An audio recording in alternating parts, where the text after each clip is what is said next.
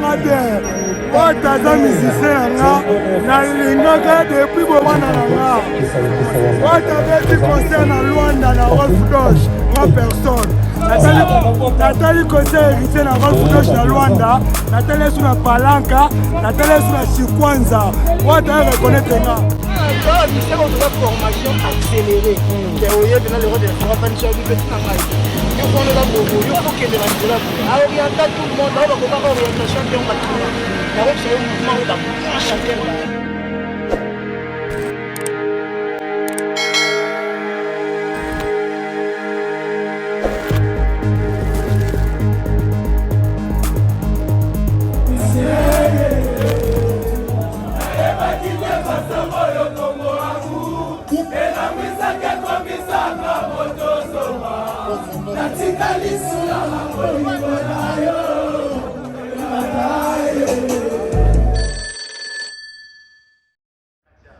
Mais ça, il bandit déjà. C'est bon, non, il y a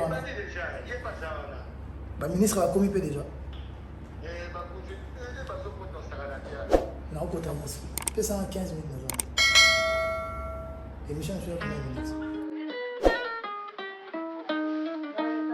C'est à l'école, au collège Saint-Georges, à Bondé-Kitambo, avec le groupe Saint-Georges Musica. Et c'est là que j'ai eu le goût d'embrasser la carrière musicale. Mais j'étais encore écolier. Et après, c'est le président J.B. Mpiana qui me présentera lors d'un concert au Palais du Peuple. Et c'était parti. Je crois, quand j'ai rencontré Wera, quand je croisais le chemin de Werason, quand j'ai intégré Union Musica Maison Mère comme membre effectif, c'est là que j'ai compris que je pouvais faire carrière, je pouvais devenir grand et que je devais me donner au travail. Déjà, je dois être clair, moi déjà ma musique c'était Michael Jackson et Papa Wemba. Dans ma tête c'était Papa Wemba Uri.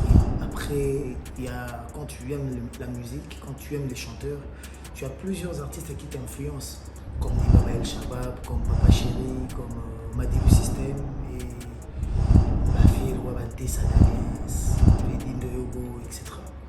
Mais il faut qu'on se le dise, quand moi je suis devenu musicien, jeune au Yemba, avant même d'être musicien, jeune c'était Manda Chante, c'était Alain Pella, Babia Chokoro, Eric Touti, tous ces mondes-là m'ont influencé.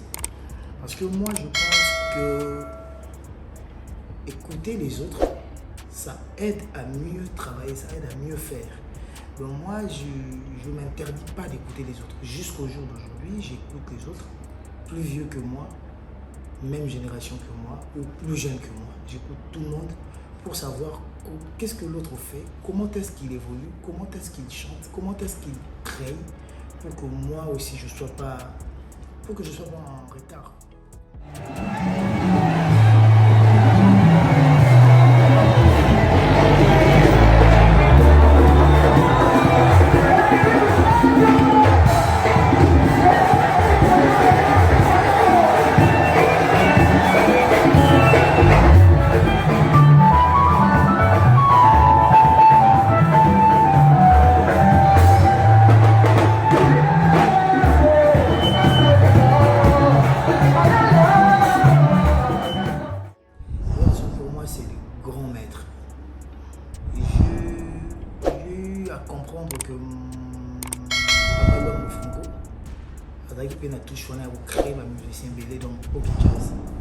J'ai vu aussi Floridol,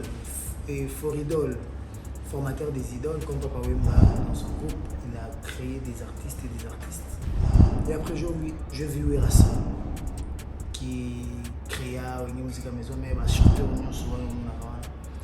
pour Nanga, Werason c'est le plus grand en termes de maître. Werason a élu que je sois chanteur, au PC n'a déjà espoir. Le fils du gouverneur.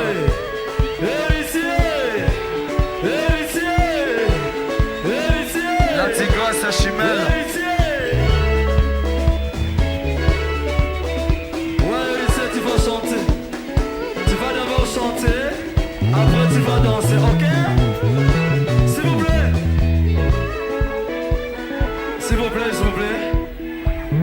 Solo chanter. Ok.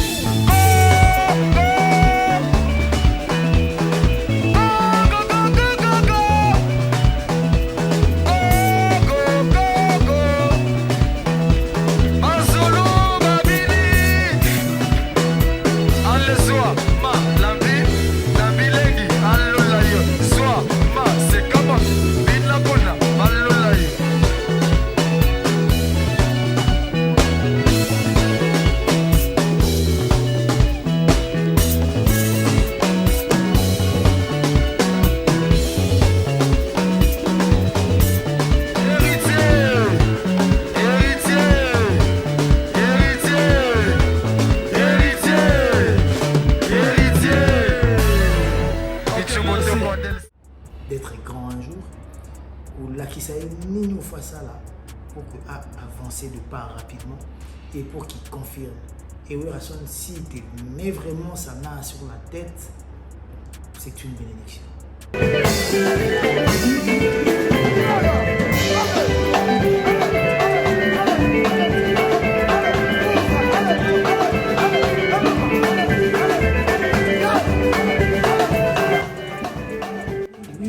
La peur là, c'est une motivation aussi. Parce que quand tu as peur, ça veut dire que tu trouves des gens qui sont grands, peut-être plus grands que toi. Et quand j'ai dit grand, je parle sur tout le plan, âge, talent, niveau, tout ça là, avoir. Et moi, en venant dans la musique à maison mère, on a tout le monde déjà ma photo.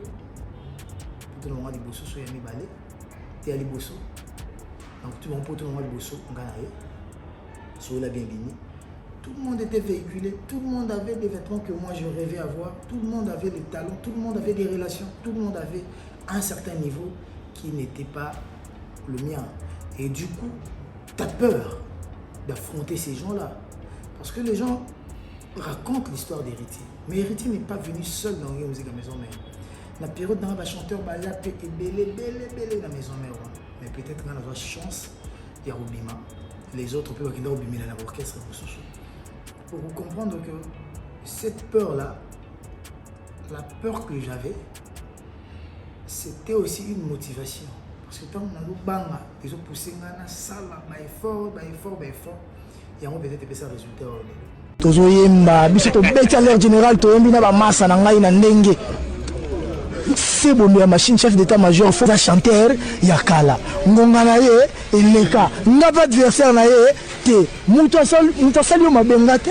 Moutasali ma bomboko Jacques, ouais, bomboko Jacques. Yo moutasali ma bête. Oye bo bata poto ba sepela ba na yo. Yebe mo ava na suna poto eza soutenga di les maman, pasi melaki papa mindoki.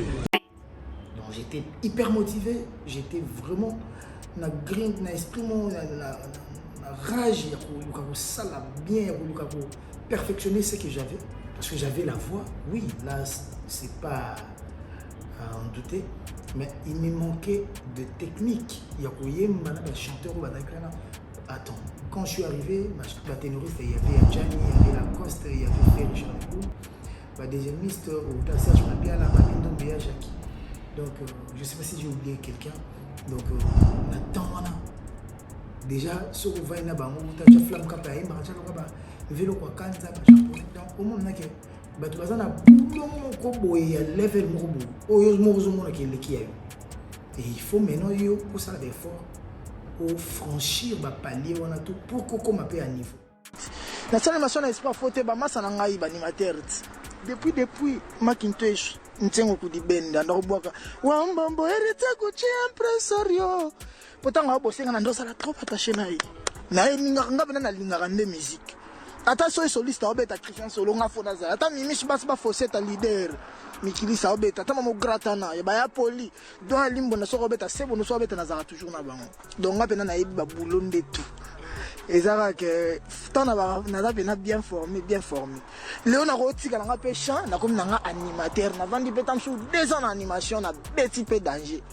Après na bi non na tiki su na comme na ngam tambunda na vandi ve inani ona na ko tika pe na comme na accompagnateur pour ça pe na moi talentueux quoi donc maman la c'est surtout luka ka koyeba ata nyonso mais ata na spécialiste était na profondeur tout maintenant ça généraliste.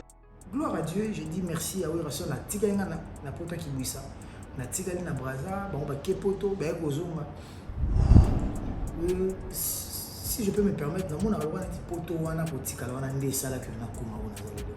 Ndé pesa ngam na kanda ke ba vocal na ba yembi bilo wana ngam. Et puis ça me espoir, ceux qui ba yembi bilo wana ça veut dire que bilo wana créé ils appellent bien. Donc je peux continuer maintenant sur ces lancers sur lancer wana et na perfectionner sous ma casse ça sous ma casse. Et tu verras que un album à laquelle elle est côté na venda confirmer c'est côté na venda yembi. Moi que j'étais parmi les chanteurs qui ont beaucoup plus chanté, qui ont fait beaucoup de solos vocales et c'était parti.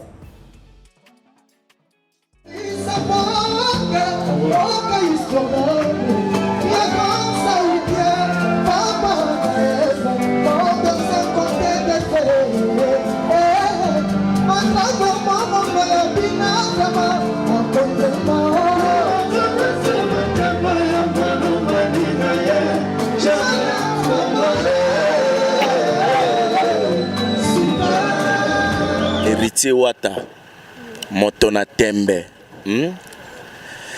Solo a déception, zoke zalaka boyen. Tala mutu bena yembi solo a déception. Mutu na no yembe blora bongote. Mais il faut apprécier. Boloro langa na zo apprécier, na zo memangambo. Ya on a ni nga sikolo ba makamba batute. Papa chéri m'avait accueilli. Il m'avait aussi aimé. Mais papa chéri pour lui c'était d'abord l'école. Pour lui il ne me voyait pas directement musicien confirmé na BCBG. Pour lui, il voulait que Nazala, ceux qui n'ont eu diplôme à l'âge, commence maintenant à chanter le roi de musique. Pendant ces temps-là, moi j'avais déjà pris goût.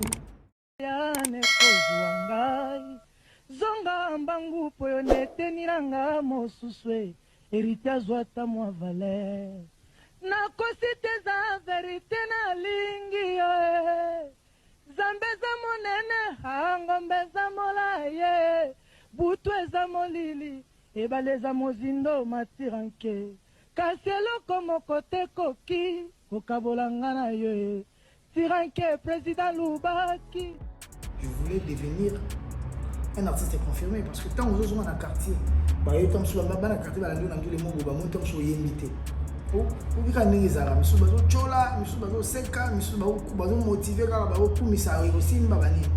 Mais quand Wera m'a pris na comment il wani ti kolmo na kati komona BCBG komona maison mère parce que na BCBG bébé était nga déjà na sola na Wera que na kutana le roi de la forêt.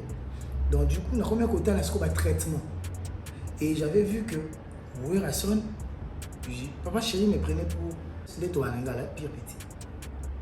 Mais oui, personne me prenait pour un artiste. Au hasard, dans le plan, vis-à-vis, dans le plan sur toi. Dans le calcul pour Nayo.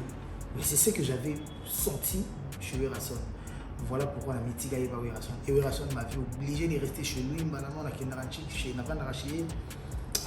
Donc il fallait aux émissions à solo ba star balika en émission na uti ko exécuter batu ya on a betaki ba gampo moni ba emprunter tika la tête quoi donc baza ja mort ba chanteur ya mikolo il faut comprendre que beaucoup fi na bomaki bino ba gampo ya wana na lotumba emprunter tika la tête moi ba kangeza ti tozo yemba biso to beta l'air général to yembi na ba massa na ngai na ndenge. Esprit wenge c'est dans la tête. Esprit wenge eza ndaza atimba. Esprit ingeza muto abanga ni boaka na likambo te.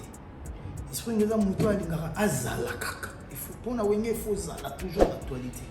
La wenge faut que ba genre les anges adorables bazaki bato faut zala propre, faut zala beau, vous comprenez?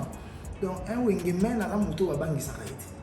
Un vrai wenge men parce que na kata ba wenge pe ba aventurer ba kota pour tant idéologie fou la tala té oya tout à côté tout à régner mais après ba tumsu bazana makambango pena o fallait bazana parce que ba tumsu bazana formation accélérée ba tumsu bazana formation et 18 penzata Donc esprit wenge yango wana. Esprit wenge dans la montée noti brigand, qui bandit, déjà bah moment va venir soit wenge parce que déjà bah étudiant, dans bah SIL, bah gradué en je crois en gestion financière.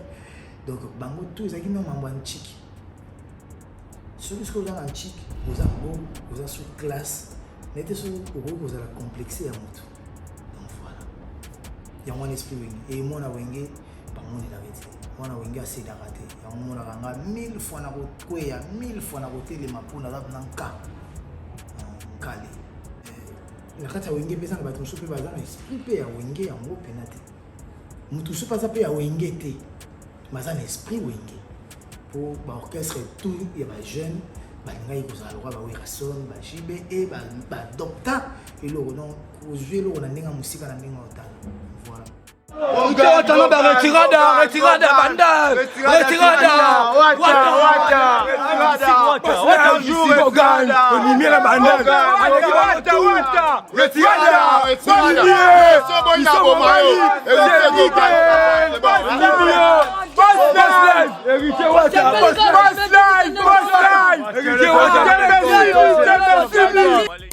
j'avais très peur, le lancement de BM m'avait rassuré. Parce que quand on a lancé BM, le public a adopté qui ont m'a et le malheur aussi, il y a l'album Wanega, Ndenge Batouazou BM. BM est tellement adoré chez les gens que, et comment il tout fait, c'est mon sous.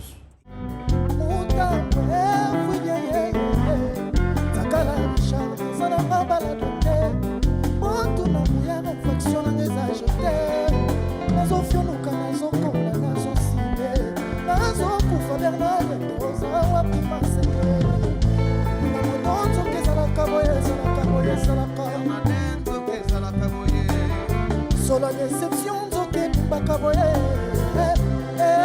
zoke salakaboye. Il y a un moment combattant dans des monstres. Quand les gens sont venus dans la polémique, chroniqueurs, parce que j'étais entouré d'un groupe de chroniqueurs.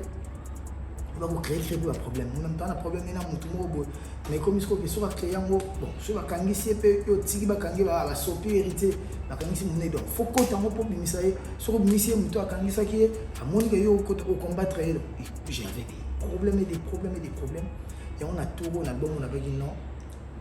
Na za musique n'a pas de problème. Na bêta dans la musique parce que ces problèmes là ils ont profité dans ma vie. Lolenge makamwe komota bona na ponela ngaboliko labitongo makamwe kobe bana loba mamatala moto bopesa kinga na sala choix moko advienne que pour mon choix à cause à la trésor caché na nga motema e mon chou. Pas sur exemple moi Sosacom CCIZ Sosacom avant comme va CCIC sur une ligne et Thomas m'a déjà ils avaient déjà la building mais le temps venait papa na somata taponi tongi bâtiment intelligent pourquoi ils ont le droit bâtiment tout mais ils ont des caractéristiques il y a les lots ils ont la touche moko boy plus que la touche mususu tant chose na ba immeuble mususu bando sala tant chose ba ascenseur ils avaient été on est dans l'ascenseur escalator tant chose ils avaient été moi on est dans escalator ils ont des critères où ils savent que et l'eau ils ont intelligente Ngaton a sali la rumba, j'ai appelé ça intelligente parce que j'avais mixé ma mobile. Sur le bien, on a du tchatcho, on a mambo belle belle. On a enzo kezala kaboy, on a bella bella. C'est pas soso bella bella. Donc on comprend que na luka qui na fouya qui. Comme na sani c'est maïle ya batu belé. Bakisi wanga. On a bien avoir une musique intelligente. Mais cela ne veut pas dire que les autres le font bêtement. Non, parce que moi je suis pas dans la critique. Je suis quelqu'un qui accepte les autres. Parce que pour moi, l'acceptation de l'autre est une victoire sur soi-même.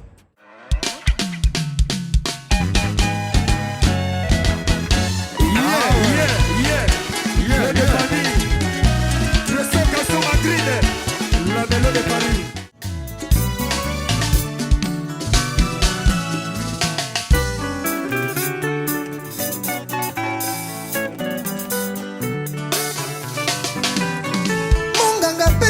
Résultat, y'a malaria à quoi plus. A commet l'ordonnance pour la langue de la traite ils acceptent pas au début. Les lots, bah, les lots, bah, faut nuancer. Bon, l'album, quand ça sort, il y a d'abord le fanatisme qui règne. Les gens qui n'aiment pas Héritier. Directement, ils combattent les chansons.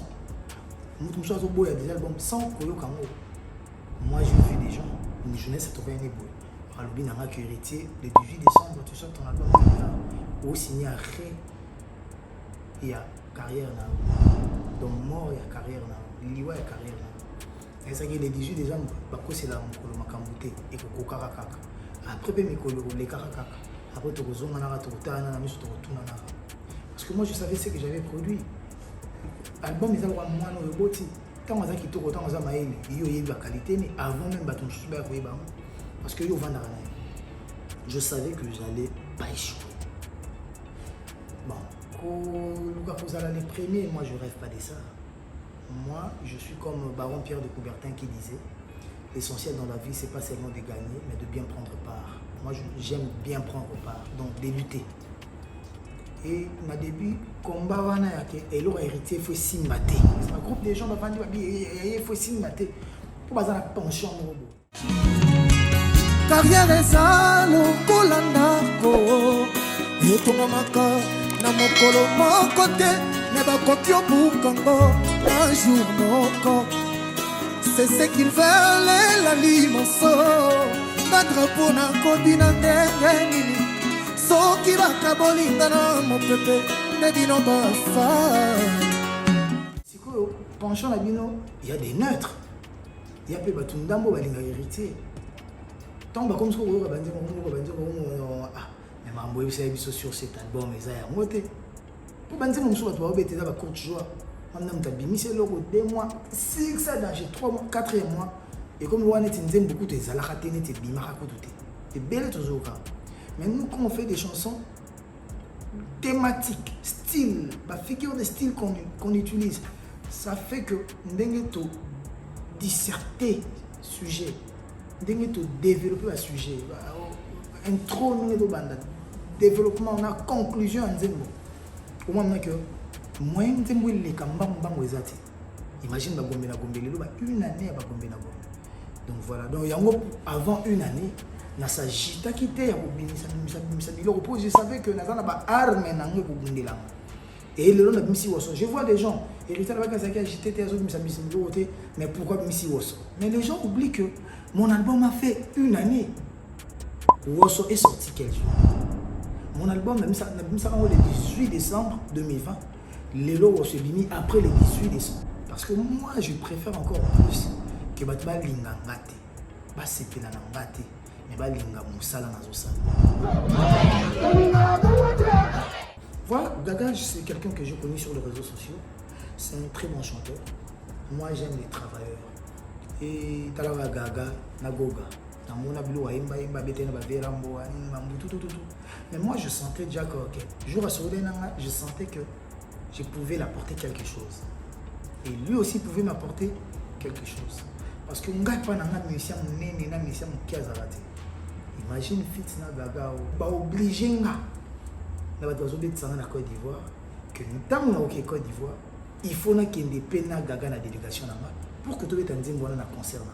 Imagine, il n'est pas de mon groupe, mais tu es obligé à résoudre les visas, il y a payer les billets, il loger, il y a foutre pour beta ndule wana. Donc on comprend que quand quelque chose est bien, est bien. Moi je vis un jeune qui m'a approché, que j'ai parlé bien avec lui, à mon niveau que c'est humble, na posta bilo na pour moi na posta bilo nyonso na kutana na mosu artiste atindenge lo ni fo na posta parce que nga na lingara opesa lumière na batu pour nga mo pe pesa nga lumière et na lingara réciprocité wana ezala to yemba na Gaga alaxi nga nzembone a edanga pe na ba technique mosusu ya urbain et musique urbaine pour nga naza artiste rumba.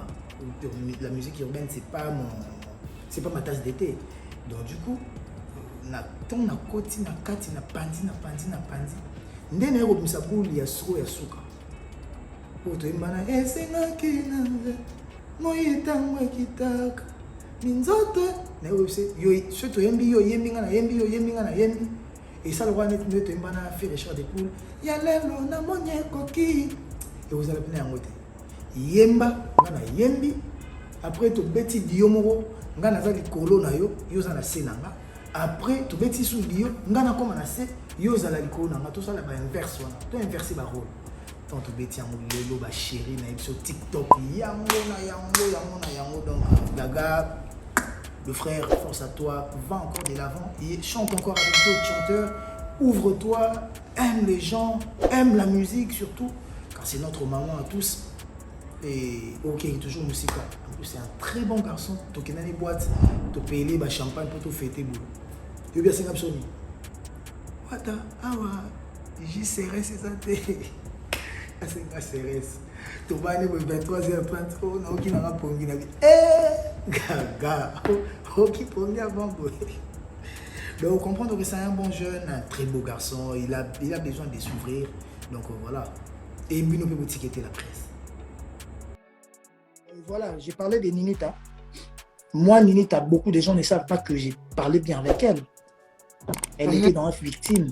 Mais moi, quand je la voyais, je la saluais respectueusement. Bien, ouais.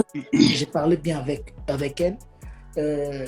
Parce que moi, déjà, je suis fier. Il y a au monde que ma soeur, ma frère, bosser. Parce que je sais que seul, je ne peux pas ça la sur ma camondenne pour la musique à Congo. Moi, ça a émission à Anita Moara Buna Gaga. Vous voyez que plaisir dans les acquis,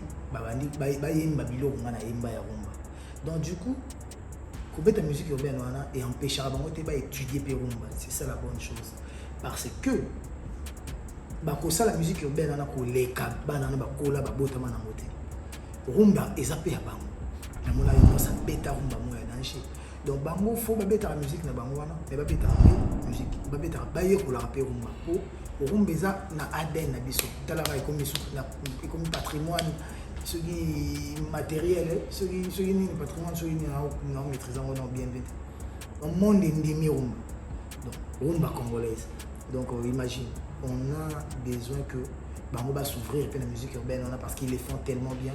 Et quand il y a une musique urbaine, de l'autre partout, qui nous voyons, bolongo, donc on va s'en aller, ils ont bête à danger, gaga, vous n'avez pas qui n'a zela. Et ils n'ont pas Zalaka wana. La musique inos pas ça wana. Azotika pas zalaka wana. Mais bien inos c'est là on a fait l'année. Et puis nous sommes zalaka wana. C'est là ça pour ça au moté. Pour ça nous avons pour ça au moment aux also wana tiko wana. Donc bien moi.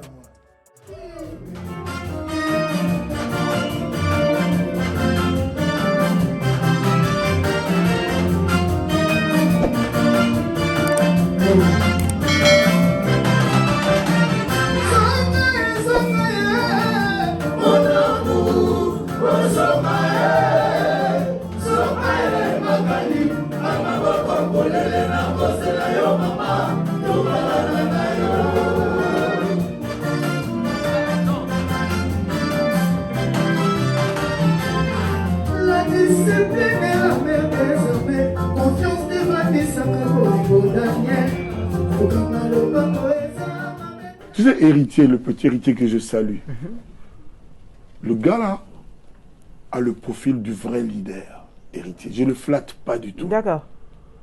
Lui n'a pas fouillé quelqu'un en Europe pour après se déclarer leader. Il n'a fouillé personne. Parce qu'on ne devrait pas être fier de fouiller quelqu'un comme on a fait Fabregas aujourd'hui. Moi, je pense que c'est une erreur grave. On ne sait pas de quoi l'avenir est fait. Parce que dans ta biographie, dans ton histoire, on notera que tu as fouillé quelqu'un en Europe pour après te déclarer leader. Ça peut faire partie du parcours. Non. Vous savez, ça n'existe qu'au Congo. Les artistes abidjanais, ivoiriens, ça n'existe qu'en congolais. Ça n'existe qu'en congolais. Et aujourd'hui, le jeune là héritier a offert l'Europe à Kissinger. Ça a l'air anecdotique comme ça, mais c'est franchement pas rien. Vous savez, Kissinger n'a pas chanté, mais c'est une star, c'est une icône dans notre pays. Vedette, regardez totalement. Comment on l'a accueilli en Europe. Moi, je ne sais pas comment applaudir ce jeune homme. Déjà, son album ne laisse personne indifférent. C'est sorti comme ça, les gens ne donnaient pas beaucoup de chance, et aujourd'hui, tout le monde en dit du bien. Déjà, Gali avec moi, c'est bon. Je peux pas rater une noce. Et nous sommes là qui dans la musique. On a tout la raille. On a pas canissa. On a pas canissa. Bavanda à côté moi tavani na lo mbo sala ile mpo simba tikala kana mundu wana. Mukolombo. Aye, omoke mutumo aza mutumo panzana. Otaka tika ruma na lefo. Temene na groupe na 3T basé belé. Oh, on a aux dispo pour travailler dans là. Et vous avez bien peut-être qu'on a pour Inos, mais Inos peut-être na période on a dispoté pour travailler avec moi. Je suis obligé d'échanger. Donc tous sont mes frères, Bassa Marino, tout jeune d'Afrique, Bassa Bazas, Basé Belé, Banita Morabu, Basé Belé, Bananis, Queenie, Sarah Kaboumé, Basé Belé, c'est un beau salarié, beau chulo. Au ça n'arrive pas. T'as la même chose qu'on attend à être méré pour ça guider. Pas le bloc on va nani on est au côté là. Non. Comme on va pas monde douane. Donc comprendre que c'est la musique. Moi je suis quelqu'un qui aime d'abord le jeu. Après le reste basta. Hey Mathieu Mathiam. Allez tombe pas. Souffrir pour nos arabika. On bien comme questionner là papa. Allez toi Manabino, allez.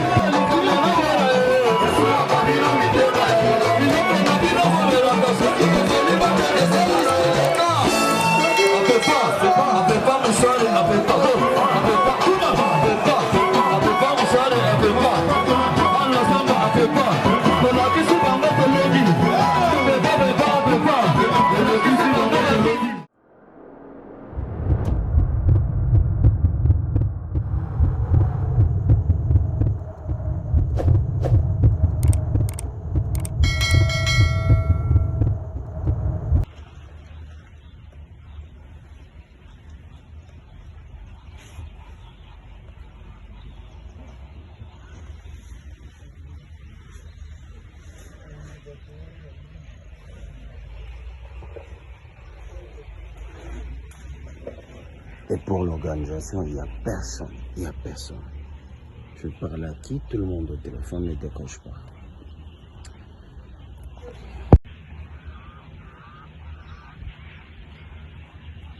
Je suis là. Nous aurons un aspect poli. On va se battre dans mon temps. Un aspect poli. Babache katani. Bakati kati bakababache. Mpepe kati babache. Kati. Ok.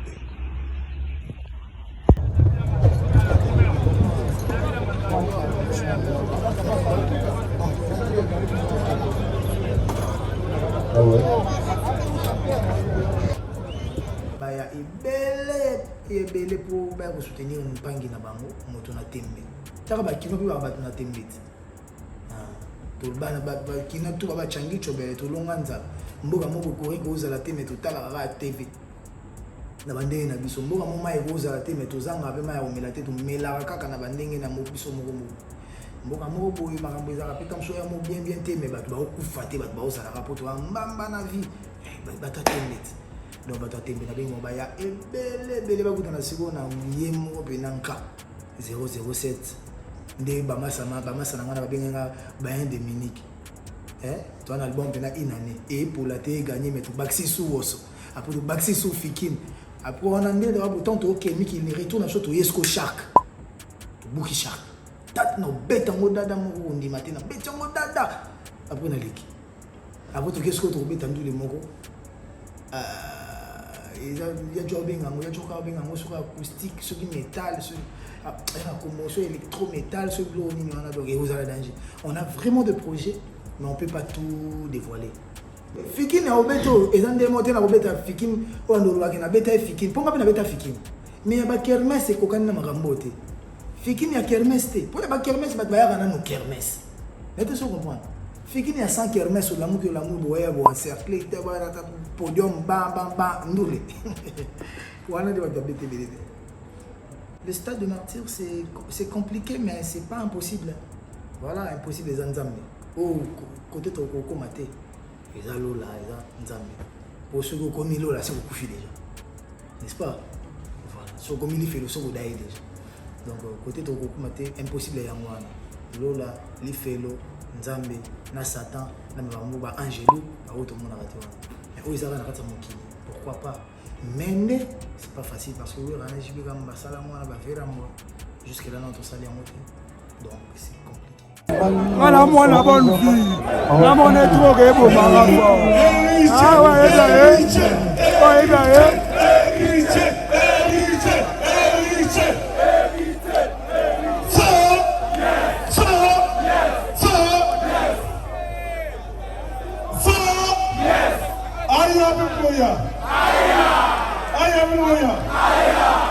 Somebody got to